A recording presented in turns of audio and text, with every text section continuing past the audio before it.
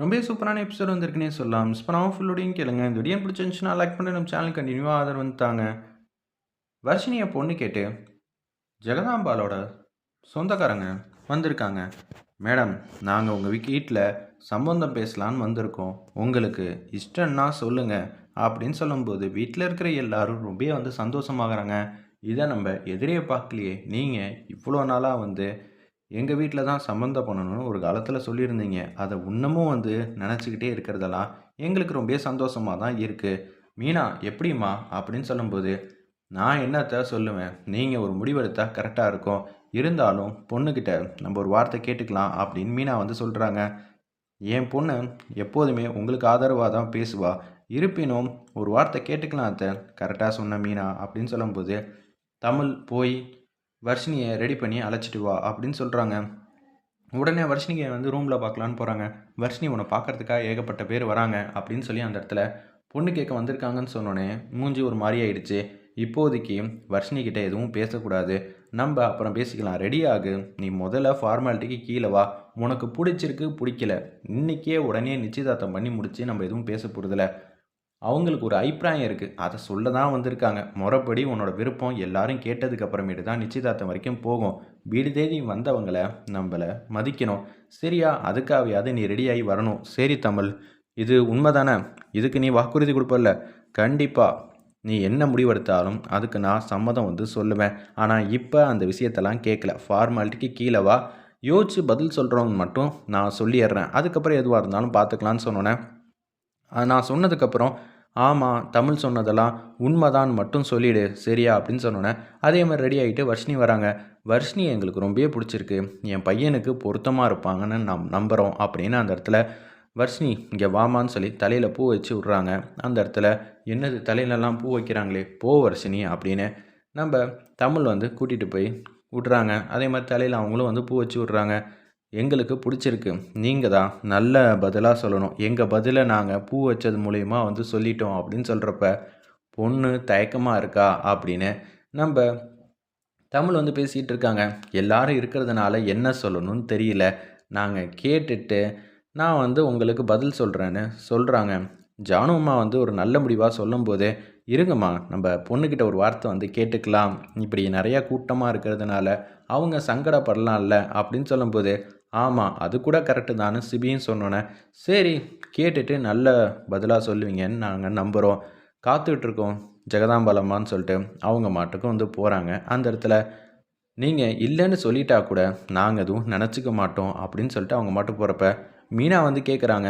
சிபிகிட்டயும், ஜெகதாம்பாள் கிட்டயும் அவங்க நம்ப லெவலுக்கு கீழ இருக்காங்களா? மேல இருக்காங்களா? இத தெரிஞ்சுக்கிட்டு நீ என்ன பண்ண போற? பொண்ணு வாழக்கூடிய இடத்துல என்ன ஏதுன்னு தெரிஞ்சுக்கணும்ல. நம்பள விட ஒரு மடங்கு மேல தான் இருக்காங்க. அவங்க நம்பள விட வசதியிலயும், குணத்திலயும், எல்லாத்துலயும் நமக்கு ஈக்குவலானவங்க அப்படின்னு சொல்லிடுறாங்க. அப்படிங்களா அத்த? சூப்பர். எப்படி இருந்தாலும் வர்ஷினியும் அந்த கம்பெனிக்கு மிகப்பெரிய தொழிலதிபரா ஆனா நல்லா தானே இருக்கும் அப்படின்னு யோசிக்க ஆரம்பிச்சுட்டாங்க.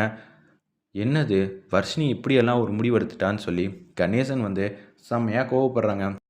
உங்க தங்கச்சி பார்த்தீங்களாங்க, இப்படியெல்லாம் கேள்வி கேட்க ஆரம்பிச்சுட்டாங்க. இனிமேட்டுக்கு நமக்கு சாதகமா பதில் சொல்லுவான்னு நான் நம்பவே இல்ல. என்னைக்கோ ஒரு நாள் உங்களுக்கு வாக்குறுதி குடுத்தாங்கல்ல, சேதுக்கு தான் வர்ஷினின்னு. அது என்ன ஆச்சு? அப்படின்னு சொல்லும்போது, தெரியலம்மா. என்னென்னமோ நடக்குது. முதல்ல வர்ஷினி என்ன விளக்கம் சொல்றான்னு கேட்போம். இன்னைக்கு நைட்டுக்குள்ள ஜெகதாம்பாள் கிட்ட சொல்லிடுறேன்னு சொன்னால்ல, அப்படின்னு சொல்லும்போது, வர்ஷினி உனக்கு பிடிச்சிருக்கா? இல்லையா? நான் அண்ணிக்கிட்ட மட்டும் என்னோட விருப்பத்த சொல்றேன் அப்படின்னு மனசுல நினச்சிக்கிட்டு இருக்கிறப்ப, தமிழே பேசுறாங்க. அந்த இடத்துல, இருங்கம்மா. அவளே யோசிச்சுட்டு ஒரு நல்ல விளக்கத்த சொல்லணும். அந்த குடும்பத்த பத்தி, அந்த பையன பத்தி நம்ம வர்ஷினிக்கு எதுவுமே தெரியாது. அவளுக்கு கொஞ்சம் நேரம் குடுப்போம். அந்த குடும்பத்த பத்தி நீங்க சொல்லுங்க அப்படின்னு சொல்லும்போது, ஜெகதாம்பாள் அம்மா டக்கு டக்குன்னு அவங்கள பத்தி எல்லாத்தையும் சொல்றாங்க. அந்த இடத்துல, சரியா உனக்கு புடிச்சிருக்கா? அப்படின்னு கேட்கும்போது, நான் யோசிச்சுட்டு சொல்றேன்னு சொல்லிட்டு ரூமுக்கு போறாங்க. நம்ம வர்ஷினி ஒரு பக்கம் தமிழ் கேட்கலான்னு பின்னாடியே போறாங்க. சேதுக்கு ரொம்பவே மனசு ஃபுல்லா ஏகப்பட்ட குழப்பம்லாம் இருக்கு. நம்ப காதல முன்கூட்டியே சொல்லியிருக்கணுமோ, சொல்லாம விட்டுட்டோமே அப்படின்னு சொல்லிட்டு ஃபீல் பண்ணிக்கிட்டு இருக்காங்க. கேடி கேட்குறாங்க, என்னடா இப்படியே நடந்துகிட்டு இருக்கு? நீ ஜெகதாம்பாள் கிட்ட வந்து பேச வேண்டியது தானே. அப்படியெல்லாம் பேச முடியாதுடா. அவங்களே ஒரு முடிவை வந்து சொல்லலான்ட்டு இருக்காங்க. அவங்க விருப்பத்த மீறி நம்மளால என்ன செய்ய முடியும்? முதல்ல வர்ஷினிக்கு விருப்பம் இல்லங்கிறப்ப, என்னால பேசவே முடியாது. என்னடா நீ இந்த வீட்ல வந்து காதல்னா மட்டும் எல்லாரும் அமைதியாவே இருக்கீங்களே! அதெல்லாம் சொன்னா உனக்கு புரியாது சேது அப்படின்னு ஃபீல் பண்ணிட்டு அங்கேருந்து போக ஆரம்பிச்சிடுறாங்க. நம்ம சேது மாட்டுக்கும். பாவம் சிபி ஒரு பக்கம் புலம்பிக்கிட்டு இருக்கான். சேது ஒரு பக்கம் புலம்பிக்கிட்டு இருக்கான்னு கேடி யோசிச்சுட்டு இருக்கிறப்ப, தமிழ் ரூம்குள்ளே வந்து போகிறாங்க. வர்ஷினி ரூம்குள்ளே போயிட்டு, என்ன வர்ஷினி, என்ன முடிவு, படிக்கணும்னு ஆசைப்படுறியா, இல்லை உன் மனசில் வேற யாராவது இருக்காங்களா அப்படின்னு சொல்லும்போது யோசிக்கிறாங்க. அந்த இடத்துல நான் கேட்ட கேள்வி கரெக்டுனா இது எல்லாத்தையும் நம்ம சேது வந்து ரூம் வாசல்ல நின்று கேட்டுட்டு இருக்காங்க. என்னது தமிழ் வந்து கேட்குறா, ஒரு வேளை நம்ம மேலே தான் வர்ஷினிக்கு வந்து விருப்பம் இருக்குமோ அப்படின்னு சொல்லி யோசிக்கும்போது கரெக்டாக அந்த இடத்துல ஆமாம் நான் ஒருத்தரை காதலிக்கிறேன் அப்படின்னு சொல்லும்போது அந்த பையனை பிடிக்கலைன்னா ஒருவேளை அந்த பையன் நானாக இருக்குமோ, வர்ஷினி வேறு ஒரு பையனை வந்து லவ் பண்ணிட்டா என்ன பண்ணுறதுன்னு அந்த இடத்துல சேது வந்து யோசிச்சுட்டு இருக்காங்க. அந்த நேரம்னு பார்த்து சொல்லுமா அந்த பையன் யாரு, நீ கோவப்படலையா, கோச்சிக்கலையா, என்னை பொறுத்தளவு காதலுக்கு எதிரியெல்லாம் கிடையாது. நீ காதலிக்கிற பையன் தங்கமான பையனா இல்லையா, அவங்க குடும்பம், இதை மட்டும்தான் நான் பார்ப்பேன். அதில் டிக் ஆயிடுச்சுன்னா கண்டிப்பாக உனக்கு நானே ஜெகதாம்பாள் அம்மா கிட்ட பேசி நல்லபடியாக வந்து பண்ணி வச்சிடலாம் அப்படின்னு சொல்கிறாங்க. சூப்பர், நீ இந்த அளவுக்கு ஆதரவாக இருப்பேன்னு நான் எதிரே பார்க்கல. வர்ஷினி, இப்போ இன்னொரு வாட்டி சொல்கிறேன், அந்த பையன் நல்லவனாக இருக்கணும், குடும்பம் நல்ல விதமாக இருக்கணும், அது மட்டும் நான் பார்ப்பேன். அது கரெக்டாக இருந்தால் மட்டும்தான் நான் சம்மதம் சொல்லுவேன் அப்படின்னு சொல்லும்போது, சூப்பர், பையன் தங்கமான பையன், குடும்பமும் அதே மாதிரி தான் அப்படின்னு அந்த இடத்துல சொல்கிறாங்க. நீ இவ்வளோ தூரம் சொல்லும்போதே வந்து எனக்கு தெரிஞ்சிருச்சு. சரி, நான் எதுக்கும் என் சைடில் ஒரு வாட்டி விசாரிக்கிறேன். அந்த பையன் யாருங்கிற மாதிரி சொல்கிறப்ப உனக்கே நல்லா தெரிஞ்ச பையன் தானே பட்டும் படாமல் வர்ஷினி வந்து சொல்கிறாங்க. ஆனால் சேதுவை நினச்சி சொல்லலை.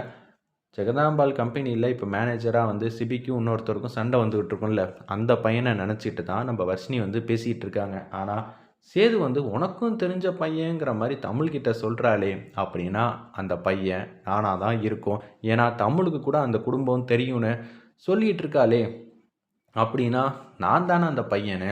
நம்ம சேது வந்து காற்றுலேயே மிதக்க ஆரம்பிச்சிட்டாங்க.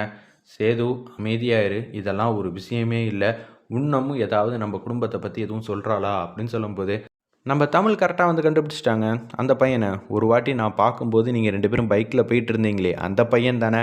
ஆமாம் அப்படின்னு க்யூட்டாக அழகாக வர்ஷினி வந்து சிரிக்கிறாங்க. உடனே சேது வந்து தப்பு கணக்கு போடுறாங்க. அவங்க கூடயும் நம்ம வர்ஷினி பைக்கில் வந்து ஒத்துமையாக வந்திருக்காங்க போல இருக்கு. அதனால அவங்க வந்து சூப்பர் சூப்பர், நான் நினச்சது எல்லாமே வந்து நடந்துருச்சு, இனிமேட்டு என் வாழ்க்கையில் என்ன நடந்தாலும் கவலையே இல்லை, வர்ஷினி என்ன தான் வந்து விரும்புகிறா அப்படின்னு சேது வந்து தப்பாக வந்து யோசிச்சுட்டு இருக்காங்க. வேறு லெவலில் மாசாக இருந்துச்சுன்னே சொல்லலாம். அந்த சீன்லாம் இப்போ பரபரப்பாக ட்விஸ்ட் அண்ட் டர்ன்ஸோட வந்து போகுது. வெயிட் பண்ணி பார்ப்போம்.